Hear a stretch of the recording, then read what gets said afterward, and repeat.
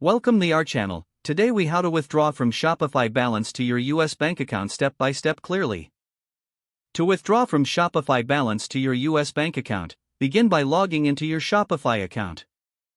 Once logged in, navigate to the Shopify admin dashboard. Locate the Finances section on the left sidebar. Click on Balance to access your Shopify Balance account. On the Balance page, find the Withdraw button and click on it.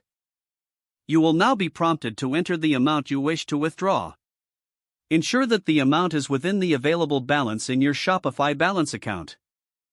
Next, select your US bank account from the list of available accounts. If you haven't linked a US bank account yet, you will need to do so by clicking on Add Bank Account. After entering your bank details, click Save to link your account. Once your bank account is linked, return to the Withdraw section. Re-enter the amount you wish to withdraw, if necessary. Review the withdrawal details to ensure everything is correct.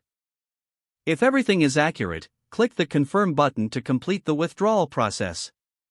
You will receive a confirmation message indicating that your withdrawal has been processed. Funds will typically arrive in your US bank account within a few business days. Keep an eye on your bank account to track the status of your withdrawal. If the page does not load, refresh the browser or try again in a private or incognito window. Make sure you are using the correct email address, then retype it carefully to avoid small typos. If your password is not accepted, use the reset option and create a new strong password you can remember.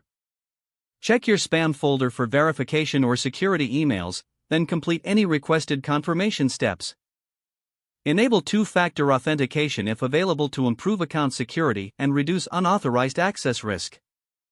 After signing in, review your profile details so your contact information and settings are accurate and current. If you see an error message, note it down and try again after restarting your device and internet connection. Log out when you finish, especially on shared devices, to keep your account and payment information secure. If the page does not load, refresh the browser or try again in a private or incognito window.